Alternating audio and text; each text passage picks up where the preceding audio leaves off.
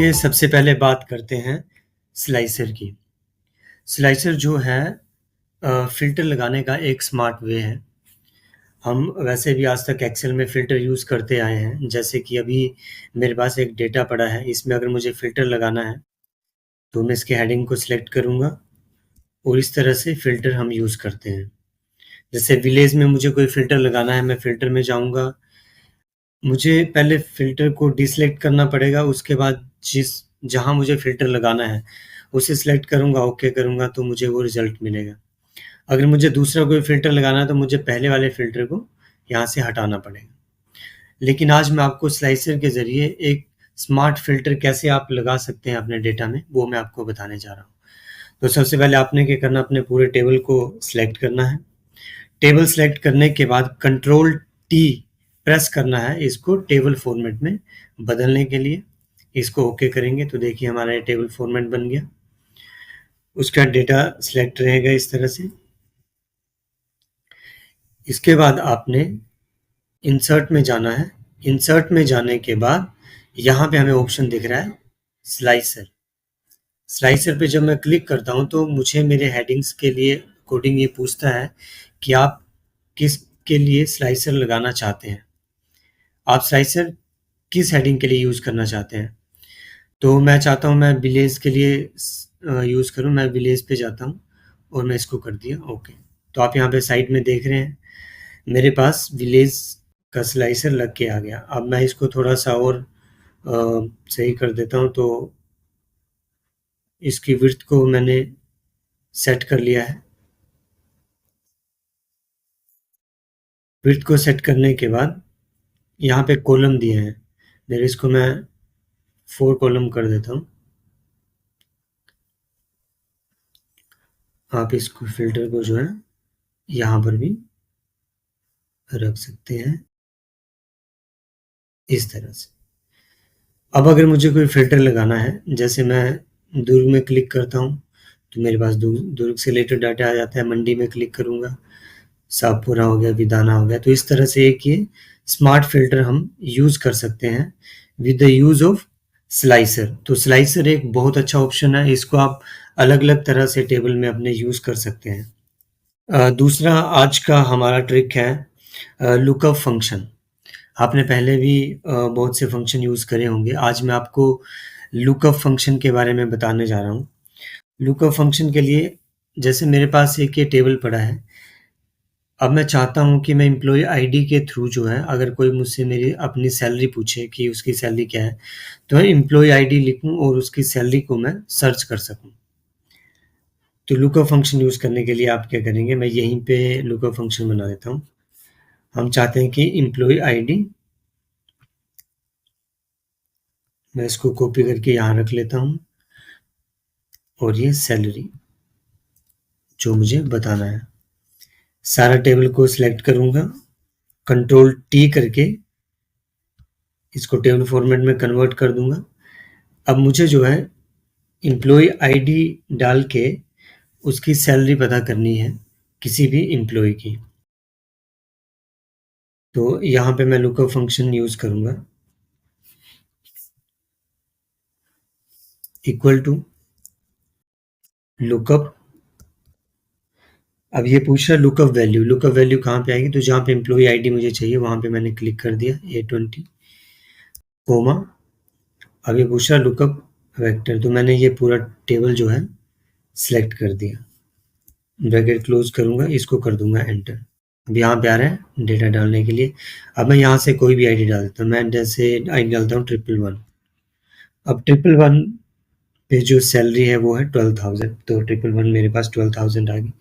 यहाँ पे मैं कोई भी आईडी यूज़ करूँगा, एम्प्लॉई आईडी यूज़ करूँगा, तो उसके अकॉर्डिंगली मुझे उसकी सैलरी पता चल, है ना। ऑटो हाईलाइट करने के लिए आपने टेबल सेलेक्ट करना है।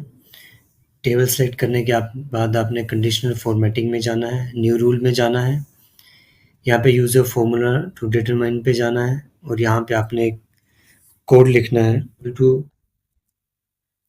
रो cell bracket start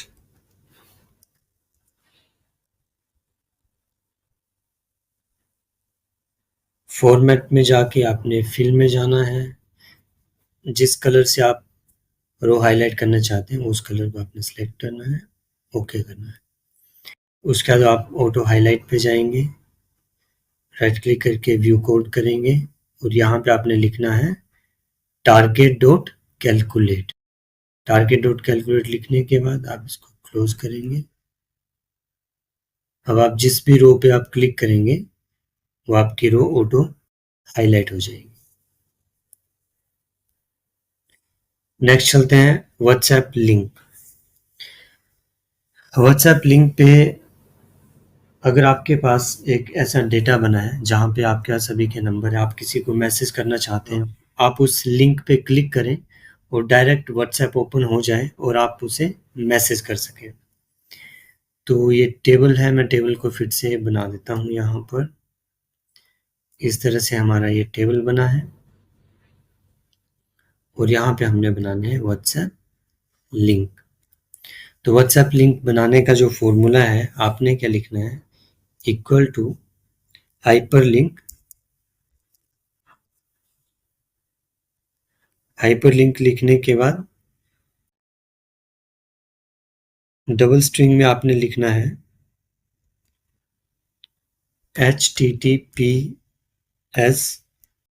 colon wa.me/,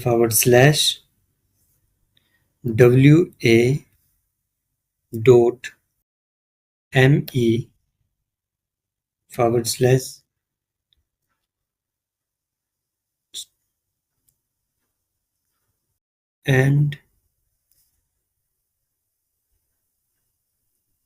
phone number आपने लेना है,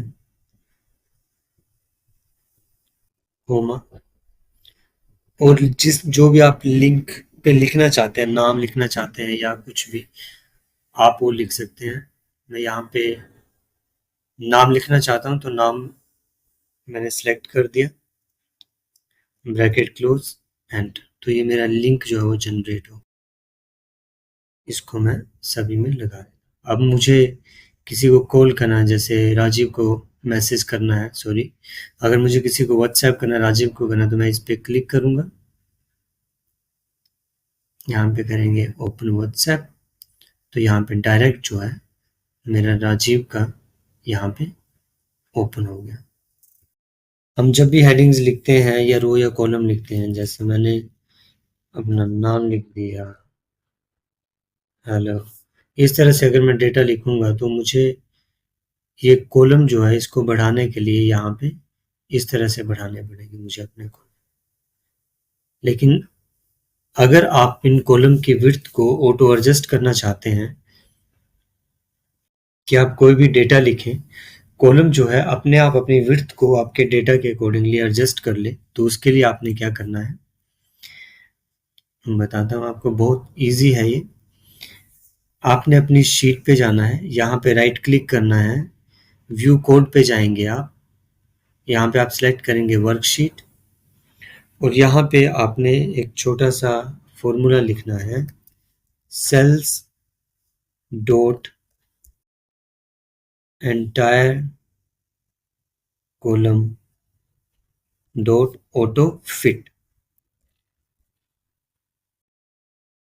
ऑटो फिट, ये आपका छोटा सा फॉर्मूला है। फॉर्मूला लगाने के बाद अब मैं यहाँ पे हेडिंग लिखता हूँ,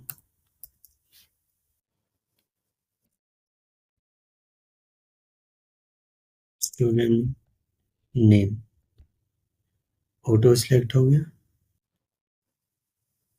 जिस तरह से फादर्स नेम, ऑटो सिलेक्ट हो गया।